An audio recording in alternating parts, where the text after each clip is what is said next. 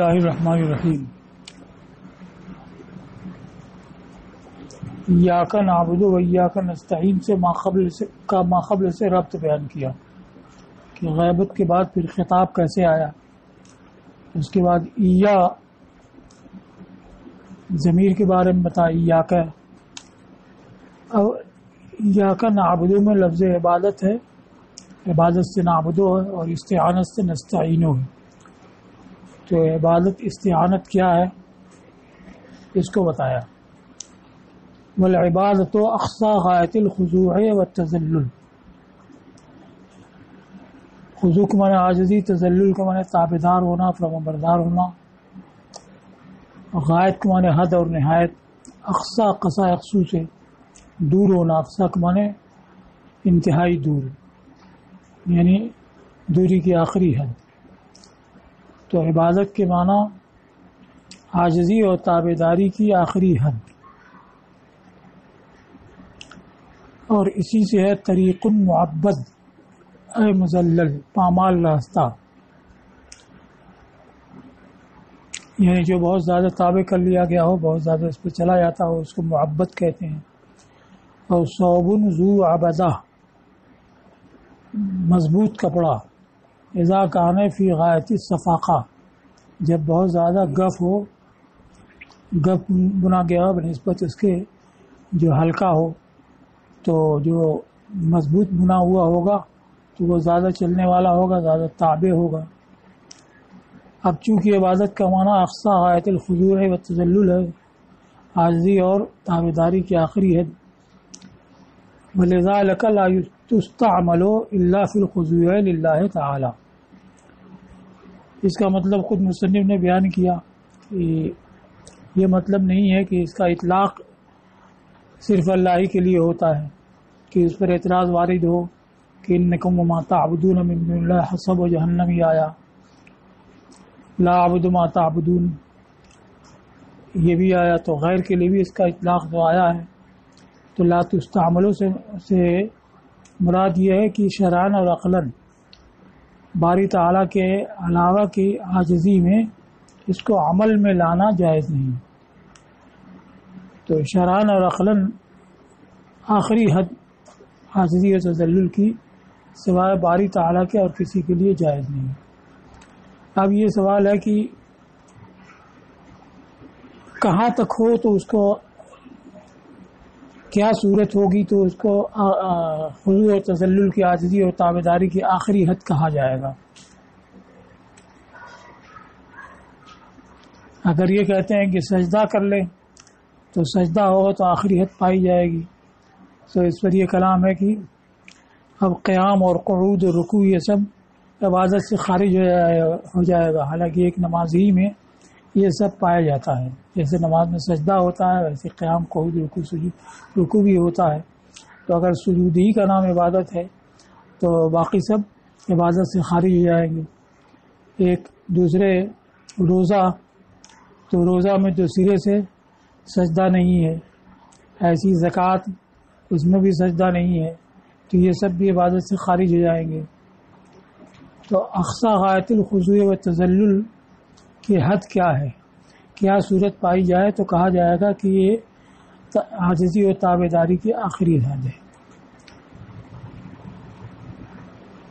تو اس کا جواب یہ ہے کہ جب کسی کو فاعل بالذات مان کر کے اس کے لیے عاجزی اور تابعداری اختیار کرے تو یہ عبادت ہے.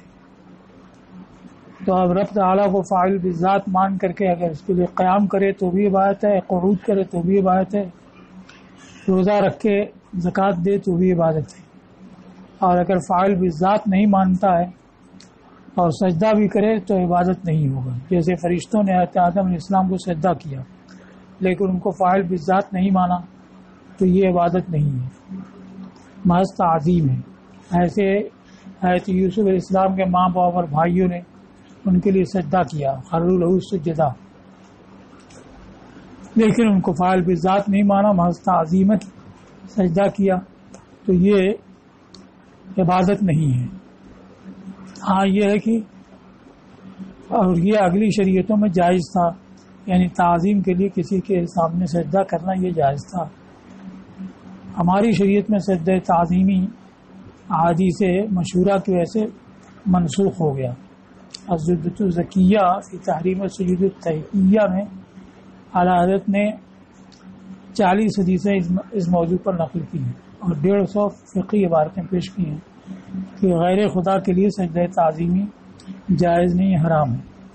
تو حرام تو ہے، لیکن اگر کسی کو فاعل بالذات نہیں مانا اور اس کے لیے سجدہ کیا تو عبادت نہیں ہوا، شرک نہیں ہوا، حرام ہوگا.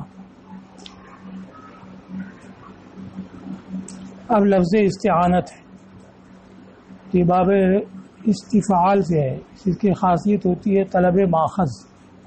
تو استعانت کو مانا طلب العون، کسی کو کہا ہے طلب المعونہ، مدد طلب کرنا. مدد اور معونت کیا ہے؟ تیسیر اللہ لہو ما یریدہ علی وفق رضا. بندہ جو چاہتا ہے اللہ کا اپنی رضا اور خوشنودی کے مطابق اس کو آسان کر دینا، اپنی خوشنودی کے مطابق بندے کے کام کو آسان کر دے، یہی معونت ہے. اب معونت کی 2 قسمیں بتائی ہیں، ضروری اور غیر ضروری.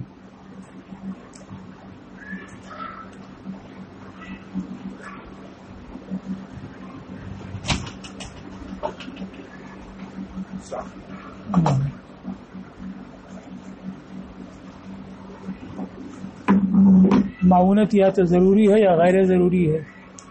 ضروری ہو کہ لا یتعطل فعل ما دونہ، یعنی اس کے بغیر کام نہ ہو سکے، جیسے فاعل کی قدرت اور فعل کا تصور اور کسی آلہ اور مادہ کا حاصل ہونا جس آلہ کے ذریعے اس مادہ میں کام کیا جائے. اس کی مثال امام راغب نے پیش کی ہے کہ جیسے کتابت کا کام ہے تو اس کے لیے کاتب ہونا اور اس کے لیے نیت ہونا اور فعل کا تصور یعنی کتابت کا تصور ہونا، اور کوئی آلہ جیسے دوات اور قلم کا ہونا، اور کوئی مادہ جیسے کاغذ کا ہونا، یہ ساری چیزیں پائی جائیں گی تو کتابت متحقق ہوگی.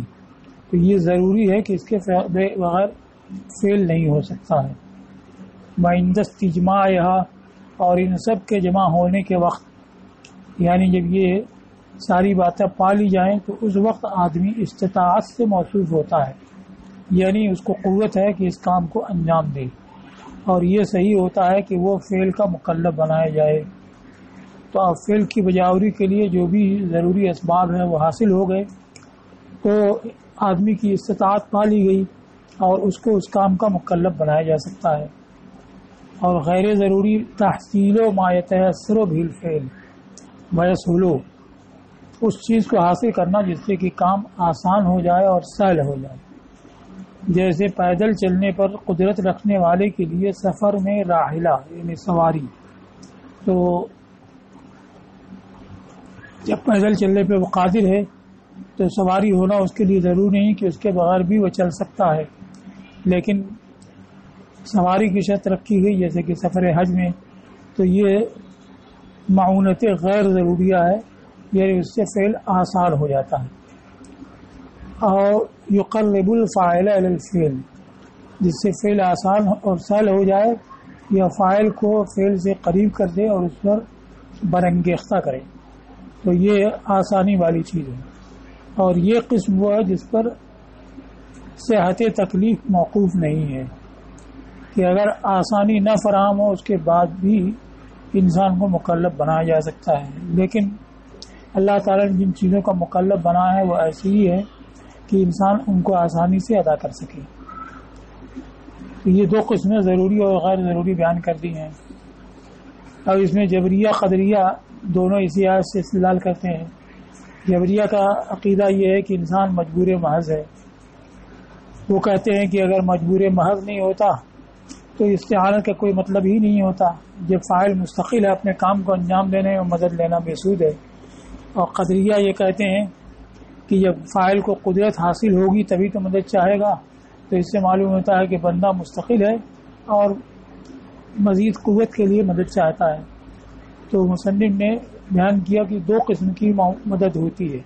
ایک تو کہ اس کے بغیر کام ہو ہی نہ سکے، اور ایک وہ ہوتی جس سے سہل اور آسان ہو جائے.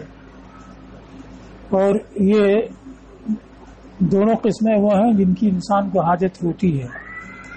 تو نہ جبر ہو نہ قدر ہے، نہ تو مجبور محض ہے، نہ یہ ہے کہ بالکل مختار ہے اور خود ہی فاعل ہو جائے، خود ہی خالق ہو جائے، نہیں ہے. اب جو یہاں فرمایا گیا ایاک نعبد و ایاک نستعین، ہم تیری عبادت کرتے ہیں اور تجھی سے مدد طلب کرتے ہیں. تو یہاں استعانت سے مراد کس کام میں استعانت ہے؟ تو دو مطلب بیان کیا. ایک تو یہ فی المہمات کلہا یا فی ادائی عبادات، کہ چونکہ نستعین و عام ذکر کیا، مفعول اس کا متعلق اس کا کچھ مذکور نہیں ہے، اس وجہ سے مراد یہ ہے کہ تمام مہمات میں ہم تجھی سے مدد طلب کرتے ہیں. یا نعبدوں کے بعد آیا ہے کہ ہم تیری ہی عبادت کرتے ہیں، اس قرینے سے مطلب یہ ہے کہ عبادت کی ادائیگی میں بھی تجھی سے مدد چاہتے ہیں.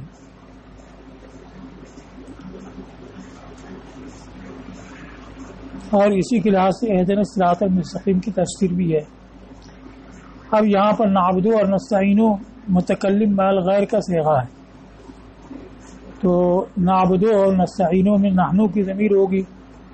تو اب نحنو تو صرف ایک کے لیے نہیں، دیگر کے لیے بھی ہوتا ہے. تو اب دیگر کیا ہے اس کو بیان کیا کہ وہ ضمیر جو دونوں فعلوں میں چھپی ہوئی ہے، للقاری و معہو من الحفظہ، یہ پڑھنے والے کے لیے اور جو اس کے ساتھ محافظ فرشتے ہیں ان کے لیے. کہ بندہ اگر منفرد ہے اور تنہا نماز پڑھ رہا ہے تو بھی اس کے ساتھ محافظ فرشتے ہوتے ہیں، تو ان کو شامل کر کے وہ کہے گا کہ ہم تیری یہ بات کرتے ہیں، تجھ سے مدد چاہتے ہیں. اور اگر جماعت کے ساتھ نماز پڑھ رہا ہے تو خود پڑھنے والا اپنے کو مراد لے گا، محافظ فرشتوں کو بھی مراد لے گا، اور حاضرین جماعت کو بھی مراد لے گا. تو اس کے لحاظ سے کہا وہ حاضری صلاۃ الجماعت، نماز جماعت میں جو حاضرین ہیں. اور اگر بیرون نماز کہتا ہے ایاک نعبد و ایاک نستعین، تو اس میں اپنے کو مراد لے گا اور دیگر تمام موحدین کو. یہاں تک ہو گیا. جب بندے کو عبادت اور استعانت کا اظہار کرنا ہے تو خالی عابد و استعین کہتا، نعبد و نستعین جمع کے صیغے کے ساتھ کیوں کہا؟ تو اس کا فائدہ بیان کیا کہ ادرج عبادتہ فی تضاعیف عبادتہم، تضاعیف من اسنا اور اوساط، اپنی عبادت کو ان کی عبادت کے بیچ میں مندرج کر دیا، یہ نعبدوں میں ہوا. وخلط حاجتہ بحاجتہم، اور اپنی حاجت کو ان کی حاجت سے ملا دیا، یہ نستعینوں میں ہوا. یہ نستعینوں میں طلب حاجت ہے اور نستعینوں میں عبادت کا ذکر ہے. تو اپنی عبادت کو ان کی عبادت کے وسط میں شامل کر دیا اور اپنی حاجت ان کی حاجت سے ملا دیا. لعلھا تقبل ببرکتھا وتجاب الیہا، اس امید پر کہ اس کی عبادت اوروں کی عبادت کی برکت سے قبول کی جائے اور اس کی دعا جو طلب حاجت کی ہے تو ان کے ساتھ مل کر کے وہ بھی مقبول ہو. اسی لیے نماز جماعت مشروع ہوئی کہ جماعت میں کوئی ایسا ہوگا جس کی نماز مقبول ہو تو کریم کی شان سے بعید ہے کہ ایک کی قبول کرے اور باقی ساتھیوں کی رد کر دے. تو اس میں یہ فائدہ ہے کہ ایک بھی اگر مقبول عبادت ہوگا تو سب کی عبادت مقبول ہو جائے گی.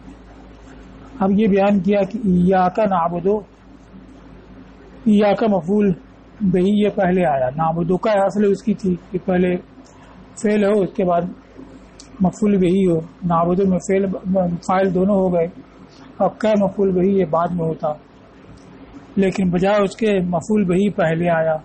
تو پہلے کیوں آیا اور اس کا فائدہ کیا ہے اس کو بیان کیا. قدم المفعول للتعظیم والاہتمام والدلالہ وتقدیم ما ہوا مقدم فی الوجود والتنبیہ علی ان العابد. یہ 5 بیان کیا کہ مفعول کو مقدم کیا جائے تعظیم کے لیے کہ رب تعالیٰ کی عظمت کا اظہار اس میں ہے کہ اس کا ذکر پہلے ہو، اور اس کے اہتمام کے لیے کہ اللہ تعالیٰ کا ذکر مومن کے لیے ہر وقت میں اہم ہے تو پہلے اس کا ذکر کیا ایاک سے، اور حصر پر دلالت کرنے کے لیے کہ تقدیم محق تاخیر یفید الحصر. تو اب مفعول بہی تو بعد میں ہوتا ہے، پہلے لایا گیا تو اس سے یہ معلوم ہوگا کہ تیری ہی یعنی صرف تیری عبادت کرتے ہیں، کسی غیر کی نہیں۔ اس پر دلیل پیش کی کیونکہ اس میں اختلاف ہے۔ ابن حاجب نے کہا کہ تقدیم سے حصر کا فائدہ حاصل نہیں ہوتا ہے، تو حضرت ابن عباس کے قول سے استشہاد کیا کہ انہوں نے فرمایا کہ اس کا معنی ہے نعبدک ولا نعبد غیرک، کہ ہم تیری عبادت کرتے ہیں اور تیرے سوا کی عبادت نہیں کرتے ہیں۔ اس سے معلوم ہوا کہ حصر کا معنی یہاں ہے۔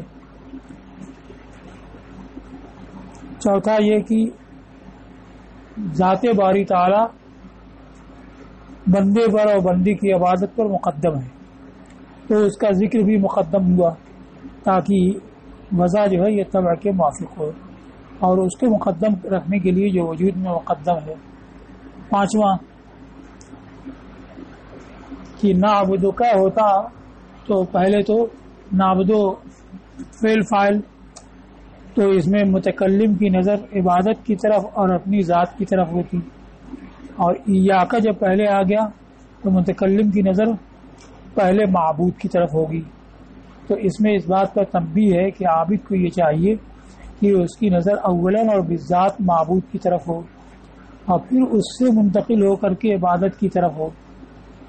تو ایاکا نعبدو جب کہے گا تو پہلے معبود کی طرف نظر ہوئی کہ تیری ہی ہم عبادت کرتے ہیں، اور پھر اس کے بعد عبادت کی طرف نظر ہوئی، مگر عبادت کی طرف نظر بھی اس لحاظ سے نہیں کہ یہ ایسی عبادت ہے جو اس بندے سے صادر ہے، بلکہ اس لحاظ سے کہ یہ ایک معزز نسبت ہے الہ رب کی طرف، موصلۃ بینہ و بین الحق، اور بندے اور رب کے درمیان ایک ذریعہ اور واسطہ ہے۔ تو ایاکا نعبدو میں جب ایاکا پہلے آ گیا تو اب اس کے بعد جو عبادت کا ذکر آ رہا ہے تو اس لحاظ سے اس کی طرف نظر ہوگی کہ یہ ایسی چیز ہے جس کا تعلق اور جس کی نسبت رب تعالیٰ کی طرف ہے۔ تو اب اس میں اس لحاظ سے بندہ اس کو نہیں دیکھے گا کہ یہ کام مجھ سے صادر ہوا ہے، یہ عبادت میں نے ادا کی ہے، بلکہ اس لحاظ سے کہ یہ فعل ایسا ہے جس کی نسبت رب تعالیٰ سے ہے اور میرے اور رب کے درمیان یہ واسطہ اور ذریعہ ہے۔ تو جب اس لحاظ سے دیکھے گا کہ پہلے رب کی طرف نظر ہوئی، پھر عبادت کی طرف نظر ہوئی، اور عبادت کی نظر بھی ذات نہیں بلکہ اس لحاظ سے کہ رب سے تعلق رکھنے والی چیز ہے، تو عارف کا وصول متحقق ہوتا ہے، ثابت ہوتا ہے۔ حق یحق و یحق بھی ہے، وصول ثابت ہوتا ہے جبکہ وہ استغرق فیہ ہے، جب وہ اس میں غرق ہو جائے بارگاہ قدس کے ملاحظہ کرنے میں اور ماسوا سے غائب ہو جائے، کہ بندہ ذکر و فکر کے بعد اس حد تک پہنچتا ہے کہ اپنے نفس اور اس کے حالات سے بھی وہ غافل ہو جاتا ہے، تو اس وقت واصل ہوتا ہے۔ اس کو کہا ہے کہ بندے کا وصول متحقق ہوتا ہے جبکہ اس میں غرق ہو جائے بارگاہ قدس کے ملاحظے میں اور ماسوا سے غائب ہو جائے، یہاں تک کہ وہ اپنے نفس کو اور اس کی نفس کے حالات میں سے کسی حال کو بھی ملاحظہ نہیں کرتا، مگر اس لحاظ سے کہ اس کا یعنی رب کا ملاحظہ ہے اور رب کی طرف نسبت رکھنے والی چیز ہے، تو اس وقت واصل کہلاتا ہے۔ جبکہ جس حال کو بھی دیکھے اپنے وہ اس لحاظ سے کہ رب سے اس کا تعلق ہے، تو جب ایاکا پہلے ہوگا اور اس کے بعد نعبدو ہوگا تو عبادت جو اس کی ایک حالت ہے اس کی طرف بھی نظر اس لحاظ سے ہوگی کہ رب سے اس کا تعلق ہے، اس کو اس سے نسبت ہے، تو یہ واصل کی حالت ہوتی ہے۔ اسی لیے اس کو افضل قرار دیا گیا ہے جو اللہ نے اپنے حبیب سے حکایت کی ہے، علی ما حکاہ عن کلیمہ، اس پر جو اپنے کلیم سے حکایت کی ہے۔ حبیب سے حکایت کی تو فرمایا لا تحزن ان اللہ معنا، کہ یہ کہتے ابو بکر صدیق رضی اللہ تعالیٰ عنہ نے غار میں یہ کہا کہ کفار تو ہمارے قریب آ گئے، تو سرکار نے ان سے فرمایا کہ غم نہ کرو، بے شک اللہ ہمارے ساتھ ہے۔ اور بنی اسرائیل جب سمندر کے قریب پہنچے اور فرعون کا لشکر پیچھے سے آ گیا تو انہوں نے کہا کہ انا لمدرکون، ہم تو پکڑ لیے گئے، یعنی آگے سمندر ہے جا نہیں سکتے ہیں اور پیچھے فرعون کا لشکر ہے تو ضروری ہے کہ ہم کو پکڑا جائے۔ تو اس وقت آیت کلیم نے فرمایا کلا ان معی ربی سیہدین، ہرگز نہیں، بے شک میرے ساتھ میرا رب ہے وہ مجھے راہ دے گا۔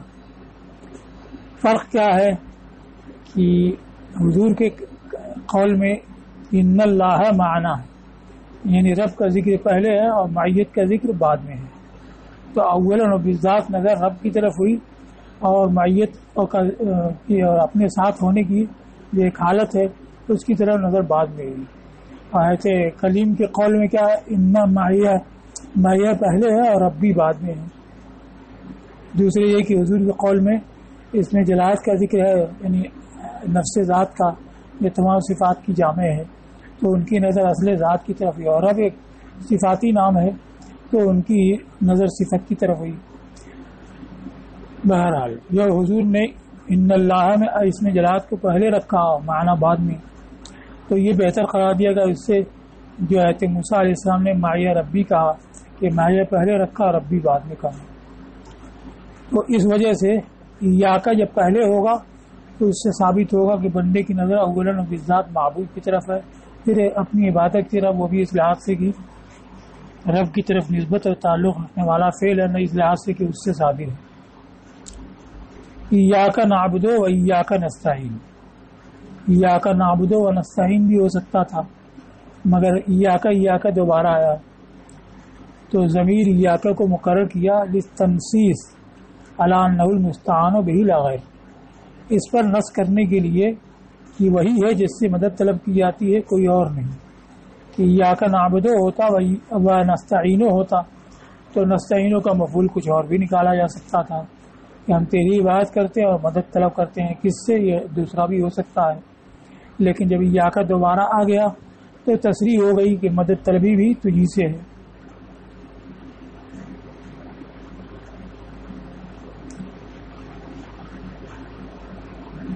اچھا، اب اولیاء انبیاء سے جو مدد طلب کی جاتی ہے تو اصل یہی ہے کہ جب کسی کو فاعل بالذات مان کر کے اس کے لیے آخری تابعداری اور عاجزی کرے تو وہ عبادت ہے۔ ایسی کسی کو فاعل بالذات سمجھ کر کے اگر دوسرے سے اگر اس سے مدد طلب کرے تو یہی استعانت ہے۔ تو رب تعالیٰ سے اگر یہ اس کو فاعل بالذات مان کر کے استعانت کرتا ہے تو یہ وجہ اور درست ہے، اور دوسرے سے جو استعانت کرتا ہے تو اس کو فاعل بالذات نہیں مانتا۔ مومن انبیاء اولیاء یا کسی بھی شے کو فاعل بالذات نہیں مانتا، بلکہ اس لحاظ سے کہ اللہ نے اس کو قوت دی ہے اس لیے اس سے مدد چاہتا ہے، جیسے کہ اپنے ہاتھ پاؤں سے مدد چاہتا ہے، کہ اپنے بھائی بہن سے، باپ سے اور لوگوں سے مدد چاہتا ہے، تو یہ اس لحاظ سے نہیں کہ ان کو فاعل بالذات سمجھتا ہے، بلکہ اس لحاظ سے کہ اللہ کی دی ہوئی قوت اس میں موجود ہے تو اس سے فائدہ حاصل کرتا ہے، تو یہ سب اللہ ہی کی مدد کے مظاہر ہیں اور اس لحاظ سے ان سے مدد چاہتا ہے، تو اس کا شرک سے کوئی تعلق نہیں۔ اب یہ عبادت اور استعانت دو چیزیں ہیں، عبادت کا ذکر پہلے ہے، استعانت کا بعد میں۔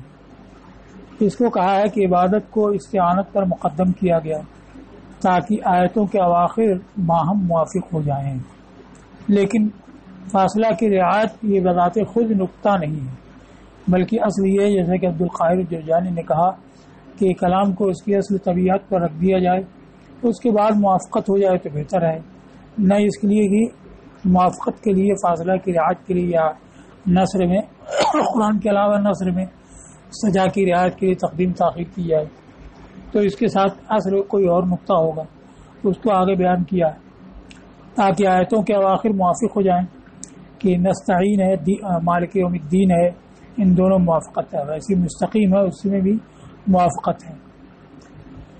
کہ قرآن کے فواصل جو ہیں وہ سب کے سب متماثل نہیں ہیں بلکہ متقارب بھی ہیں، تو مستقیم میں اور نستعین میں مقاربت ہے۔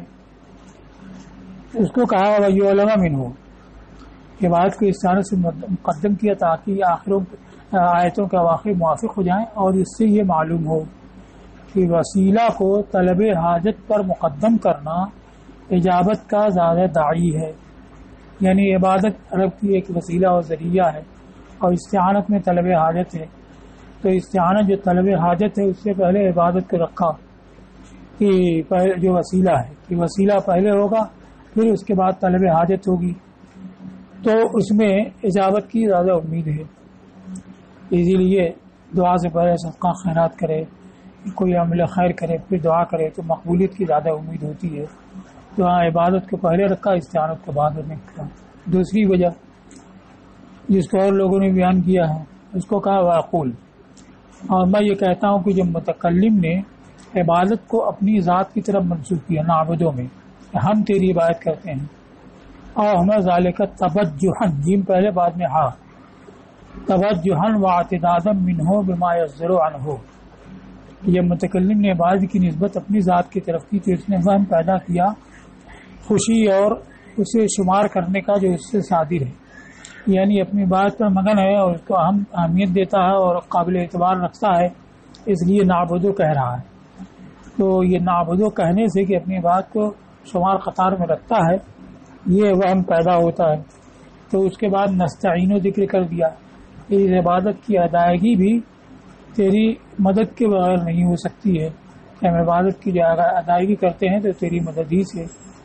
تو جب متکلم نے عبادت کی اپنی ذات کی طرف نسبت کی تو اس نے شادمانی اور اس عبادت کے شمار کا وہم پیدا کیا، جو اس کام کے شمار کا جو اس سے صادر ہے۔ تو اس کے بعد یا کا نستعین رکھ دیا تاکہ اس پہ دلالت کرے کہ عبادت بھی ایسا امر ہے کہ جو تام اور استوار نہیں ہوتا ہے مگر اسی کی مدد اور توفیق ہے۔ استتبہ تام ہونا، کامل ہونا، کہ یہ عبادت بھی ایسا ہی کام ہے جو اس کی مدد اور توفیق کے بغیر تام ہے۔ تو اب وہ وہم دور ہو جائے گا۔ اور کہا گیا کہ واو حال کے لیے ہے، اس کو قیلہ سے جو ذکر کرتے ہیں ان کے نزدیک، مصنف کے نزدیک ضعیف ہوتا ہے۔ تو وَإِيَّاكَ نستعینو، تو یہ نستعینو حال واقع ہوا، اور فعل مضارع حال واقع ہو تو واو کی ضرورت نہیں ہوتی ہے، جیسے جانی یبکی، ذهب، یذهب، واو نہیں ہوتا، یہاں واو موجود ہے۔ تو اگر حال بنائیں گے تو تعویل کرنی پڑے گی کہ یہ فعل مضارع جملہ فعلیہ نہیں ہے بلکہ نحنو مقدر ہے، یعنی نحنو ایاک نستعینو، یہ سب نکالنا پڑے گا، اور تقدیر بلا حاجت ہے، اس وجہ سے بھی ضعیف ہے۔ تو قیلہ سے بیان کیا کہ کہا گیا کہ واو حال کے لیے ہے، یعنی ہم تیری عبادت کرتے ہیں اس حالت میں کہ تجھ سے مدد طلب کرتے ہیں۔ وَقُرِئَ بِكَسْرِ النُّونِ فِيهِمَا، یعنی نعبدو نستعینو پڑھا گیا ہے۔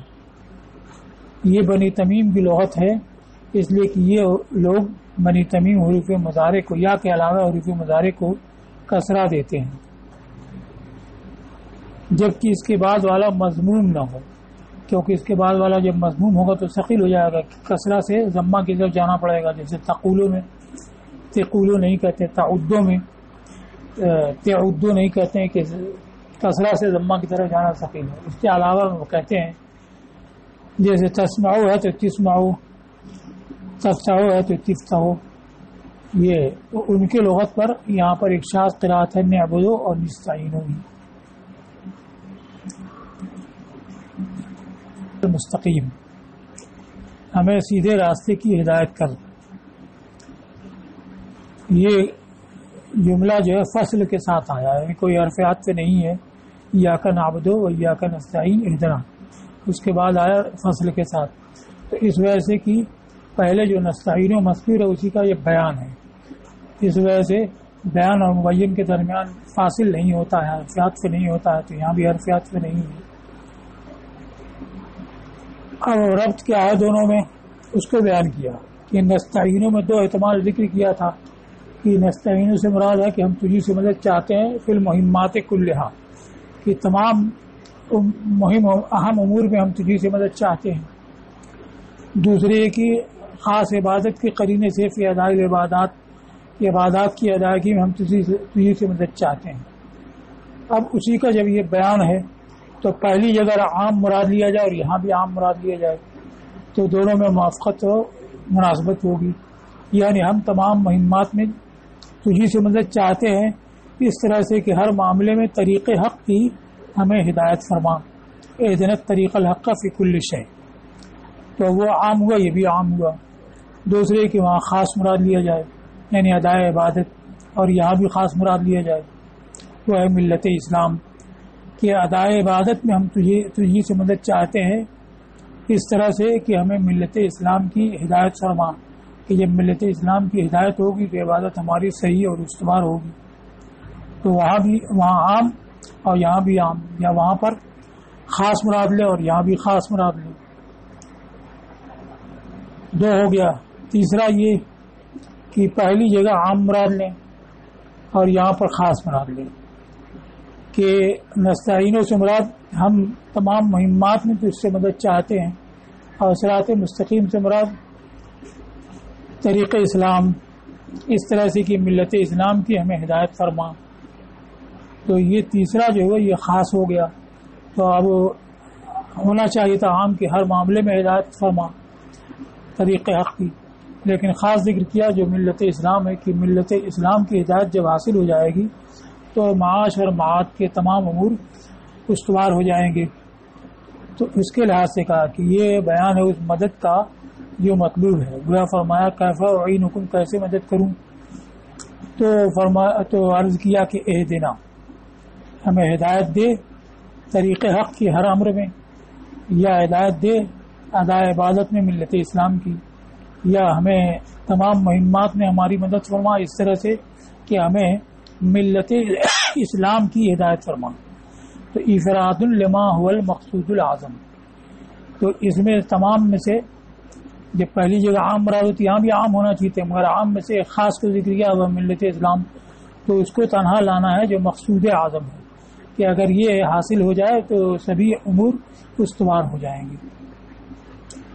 اب لفظ ہدایت کو بیان کیا کہ دلالۃ بلطف، مہربانی کے ساتھ رہنمائی،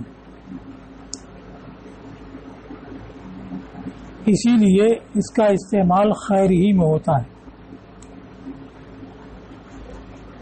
یعنی اگر کسی کو ہلاکت کا راستہ بتایا تو اس کو ہدایت نہیں کہتے ہیں، جب کسی کو بھلائی کا راستہ بتایا ہو تبھی اس کو ہدایت کہتے ہیں۔ اور یہاں پر دلالت کو دلالت موصلہ یا دلالت علی ما یوصل نہیں کہا، یعنی وہ دلالت جو مطلوب تک پہنچا دے، یا اس راہ کی دلالت جو راہ مطلوب تک پہنچا دے، یہ سب نہیں کہا۔ یہ ظاہر کرنے کے لیے کہ دلالت قدر مشترک ہے دونوں میں، یعنی ہدایت جو ہے وہ قدر مشترک کا نام ہے، چاہے دلالت موصلہ ہو یا دلالت علی ما یوصل ہو، سبھی کو ہدایت کہا جاتا ہے۔ اس لیے کہ اگر یہ نہ مانے تو مجاز یا اشتراک لازم آئے گا، یعنی یہ کہا جائے کہ ابتداءً ہی دلالت موصلہ اور دلالت علی ما یوصل دونوں کے لیے اس کی وضع ہوئی ہے، تو مشترک ہوگا کہ دو امر کے لیے ابتدائی وضع ہوئی، یا یہ کہے کہ ایک کے لیے حقیقتاً اس کی وضع ہوئی اور دوسرے میں اس کا مجازاً اطلاق ہوا، تو یہ مجاز لازم آئے گا۔ اور اصل یہ کہ لفظ ایک ہو معنی ایک، تو اصل کے مطابق یہی ہے کہ معنی اس کا مطلق ہے دلالت، چاہے وہ ایصال المطلوب کی صورت میں ہو یا ارادی طریق کی صورت میں ہو۔ اور اسی لیے چونکہ دلالت میں لطف کی قید ہے، مہربانی کے ساتھ ہدایت راہ دکھانا، اسی لیے خیری میں اس کا استعمال ہوتا ہے۔ اب قرآن میں آیا ہے فَأَهْدُوهُمْ إِلَىٰ صِرَاطِ الْجَحِيمِ، تو انہیں بھڑکتی ہوئی آگ کے راستے کی ہدایت کرو، تو یہ تحکم اور تحقیر کے طور پر ہے۔